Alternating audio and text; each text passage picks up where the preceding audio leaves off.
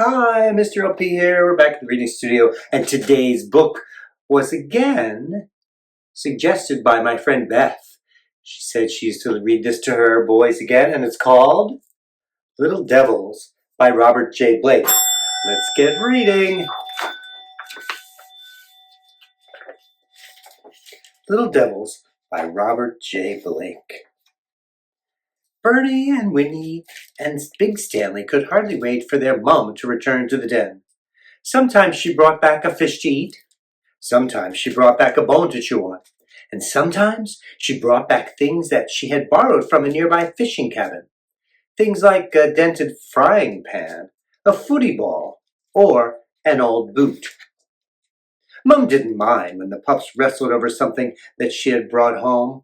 She didn't mind when they growled and tore the thing apart. She didn't even mind when Big Stanley lowered his head and said, "Arf!" and bashed the thing away from his mates, because that is what Tasmanian Devil pups are supposed to do. Because the pups were getting older, Mum often let them play outside the den.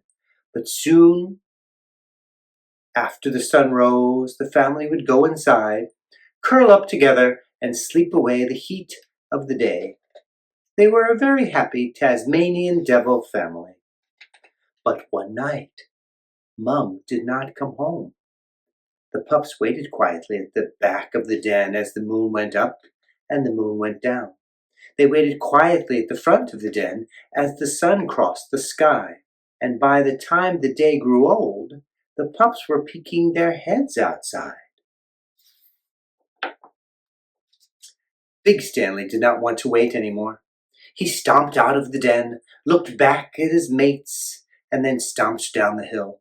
Soon afterward, Bernie crawled out of the den, sniffed the air, and sneaked his way down the hill. Finally, Winnie stepped out, turned her head sideways for a listen, and then ran down the hill. Big Stanley found his way into a fisherman's cabin. He liked the goodies that he found in a garbage can. He liked the box of noodles that he found on the table. But he did not like the fisherman who came home and tried to catch him. Big Stanley bashed his way through the things on the table and ran out the door, looking for a place to hide. Bernie ran up and down the rocks on the beach. He jumped at the sea foam. He found an old fish to eat. But as soon as he turned his back on the ocean, a big wave crashed down on him. Bernie pulled himself out of the water and skittered down the shoreline, looking for a place to hide. Winnie followed some loud crunchy noises until she found a gnarly old devil having a feast. Winnie was hungry too, but as soon as she lifted a paw to go near, the old devil bared his teeth and screamed, "Arg!" Winnie scurried down the beach looking for a place to hide. Winnie found Bernie, who had found Big Stanley, and they all hid in a big driftwood log. Bernie was scared of all the animals moving around outside, but Winnie remembered how the gnarly old devil had scared her away. She stuck her head out of the log and screamed, "Arg!" and some wallabies ran away. "Arg!" Big Stanley screamed too, and a wombat waddled away. "Arg!" Bernie screamed, and an echidna shuffled away. Suddenly, all three pups stopped. "Arg!" From up on the rocks came another scream. "Arg!" It was Mum. The three Tasmanian Devil pups jumped out of the log. They raced across the foreshore, splashed through the water, scrambled up the rocks. At the top, they found Mum caught in a trap. Next to it stood the gnarly old devil who had scared Winnie the night before. When he growled, the pups backed up. When he screamed, they backed up again. Then when he stopped, he was a mean old devil, but they had to save their Mum. "Arg!" screamed Winnie. "Arg!" screamed Big Stanley. "Arg!" screamed Bernie. "Arg! Arg! Arg!" The three pups screamed together. One pup screaming alone was one thing, but three pups screaming together was two pups too much. The gnarly old devil snarled and slinked away. Mum didn't mind when Big Stanley chewed on the stake that held the trap to the ground. She didn't mind when Bernie and Winnie tried to tear the trap apart.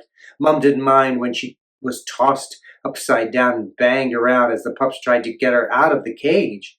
Mum didn't care that they acted gnarly and tough, because that is what Tasmanian devils are supposed to do. Mum was dizzy. The trapdoor was dented and loose, but still one stubborn bar held the door shut. Suddenly, Bernie and Winnie ran behind a rock. Big Stanley lowered his head, gave the trap one big bash, and knocked it right off the outcropping. The trap spun through the air like a footy ball at the grand final game, and as soon as the trap turned on end, the stubborn bar fell loose and the door came open. Mum was free of the cage before it hit the water below. Bernie and Winnie and Big Stanley ran to their mum. They were a happy family once again. The end. And here's the author's note. The author tells how this story came to be and how it was written and studied in Australia. Well, thanks for tuning in. Thanks for listening to The Little Devils by Robert J. Blake. And please be sure to like, subscribe, and have a wonderful day.